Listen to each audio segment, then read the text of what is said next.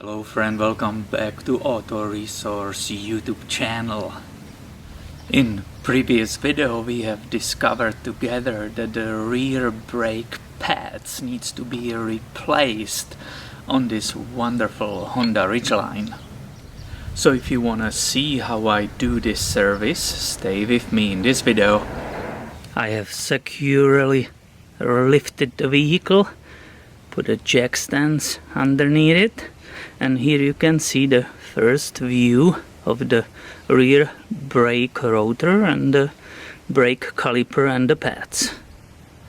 The brake caliper is held here in that assembly by two 12mm bolts, so I will start the whole procedure removing those bolts. One, and this is the second one.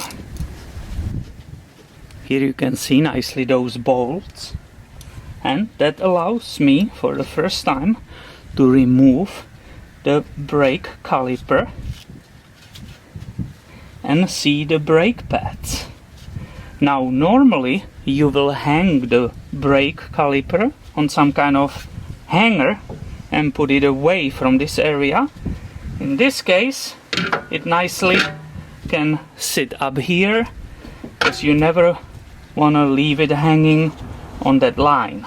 So this is actually really nice. And let me try to show you the reason for this replacement. You can see the outer brake pad has approximately 1.5mm left, but the inner there's no material left, and it started making very slight screeching noise. If your assembly will be heavily dirty, that will be the time to use the brake cleaner and spray everything off, the dust. In my case it's really nice, so I can start removing the brake pads. Once again, this is the better one, right? And to remove this one, I just move it this way, and here we can see the reason of that noise. This element is actually, its purpose, it's give you that sound of the screeching without the brake pad damaging the rotor. So this little thing was making that sound. You can see it nicely, it has a shiny surface. Here I have a nice view for you, the comparison of the new pad and the old pad. The old pad had left like 0.5mm up to 1mm of the brake lining. This one, I just measured it for you, has a 8mm. I will continue this procedure with carefully removing this mounting hardware. The pads which I bought came without it, so I'm making sure I don't damage it, bend it, and I'm keeping track what is the bottom one and what is the top one. I've inspected this rotor from both sides. There are no scratches on it, the surface is perfect. And now obviously the best will be to take it to the shop and make it resurfaced on the brake lathe, but it's Saturday morning, nobody's open, so I will have to install it the way it is. But what I will do, I will inspect the rotor for the minimum thickness. Honda tells us nicely that minimum thickness right here. So minimum thickness, it's a 9.0mm. So I will use this tool right here, and approximately inch from the edge, a little bit less, I will measure it, and it tells me that it has 10.5mm. So this is basically almost like brand new, and I can definitely reuse it. Now I have multiple brushes to perfectly clean that entire area. If you use the steel one, make sure you don't hit these rubber boots. You don't want to make the holes in those, because they are protecting the grease which is on those floating pins.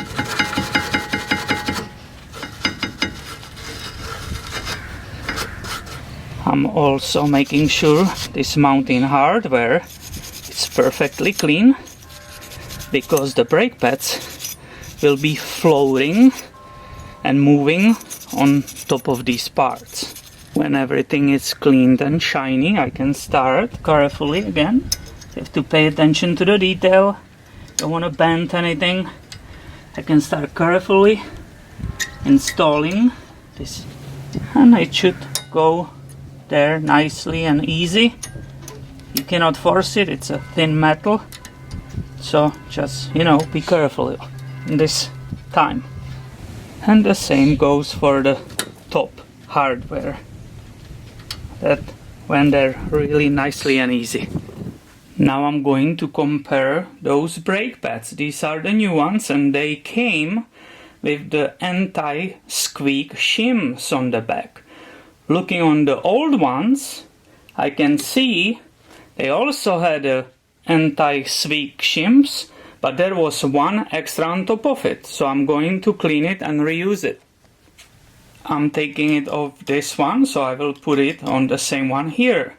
Now, if you want to be super perfect, you can put a very small amount of anti-squeak compound or lubricant and put it on this brand new pad.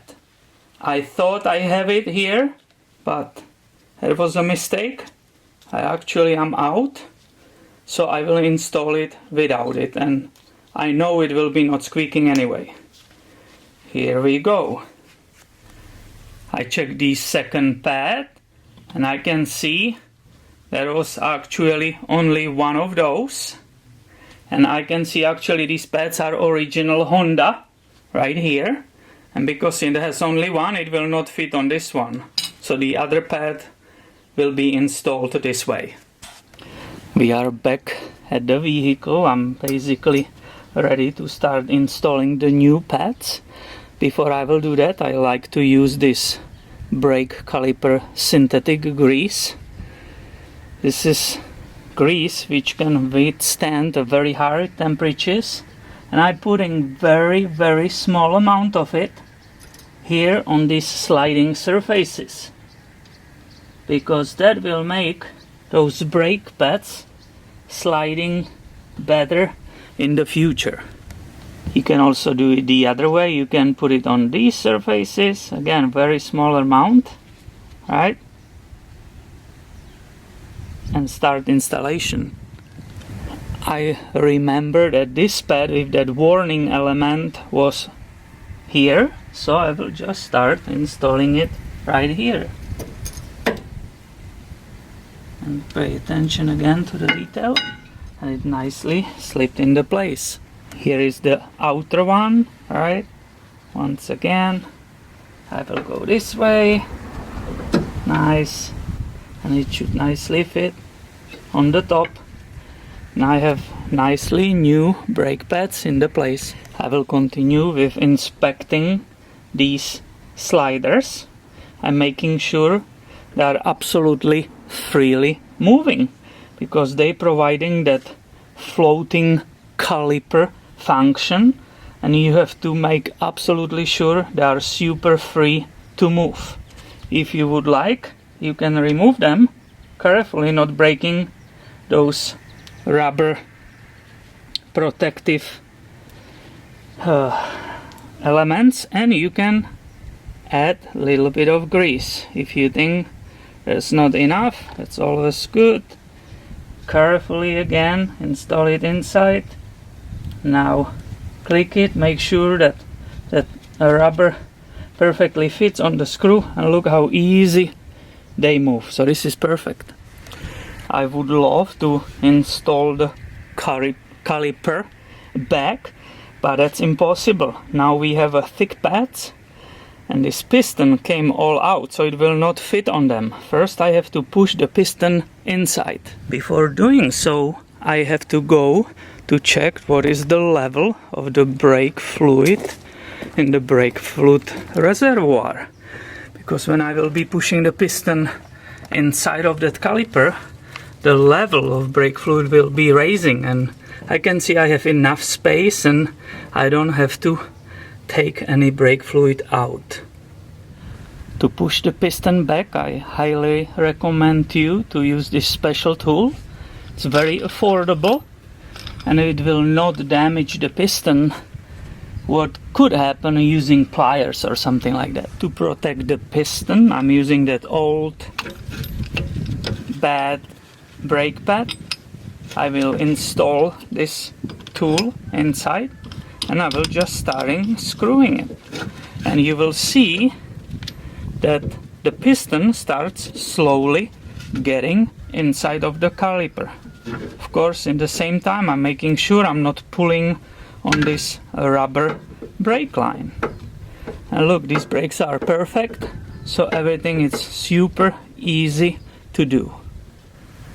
I carefully pushed it all the way in. I'm observing the rubber seals here. I really don't want to damage anything, so I can release the tool, remove this. I can keep cleaning. Alright, again, you make absolutely sure you don't touch this rubber seal, and let's see if I'm able to install the caliper back on that brand new pads. And voila, carefully, you can see it beautifully slipped on top of it. And I'm back with these two bolts which I removed. If you want to be perfectionist, you could put even the blue thread locker on it. I'm not doing that because I will tighten it correctly. I'm not afraid they will be falling out. So I'm installing both of them and I'm ready to tighten these bolts. I don't know the torque, I cannot give you that number, so you will have to look it up somewhere if you want to use the torque wrench. I know how it feels and how much it needs from all my years of wrenching on the cars, so I know this is good. Now let me show you how nicely that caliper floats. See that movement? This is beautifully, easily floating around that rotor. And let's go and see together again how much the level of the brake fluid raised here. Well, this reservoir is big, so I don't actually see any difference yet. Now it's of course perfect time, double and triple check that everything is perfect. I can see it's floating nicely, so I can actually hop in the vehicle and go and push on the brake pedal. And when I pushed on it, the brake pedal went down really far and I pumped it 3 times. And here you can see it's all sits correctly. There's no more play in this assembly. I have everything perfectly installed here, so I will be moving on the other side. But don't leave, because there will be few more safety steps which needs to be performed after installing the other side. So first of all, I made absolutely sure that all wheel lug nuts are tightened to 110 Newton meters. So you don't want to really go on the test drive and see your wheel leaving your car. I rechecked again the brake fluid level and I can actually see that it raised. It was somewhere here and it went like 4 millimeters higher, but it's still between the low and high, so it's perfect. I will say it's time to get in the vehicle and see. I want to show you how that brake pedal goes down when you step on it after doing the brake pads. So look at this. First step, and look how far it went. But I will pump it a few times and it stays up. And that means for me that I can finally start the car. You make sure you are in the park. And this is safety procedures, because I personally met people who did the brake job, then didn't step on the brakes, put in reverse or forward, and the brake pedal went all the way down and they end up in the wall. Either they backed into it or they end up in the wall and they were in big trouble. And it doesn't matter if this car or repair service was for a customer or if it's my own.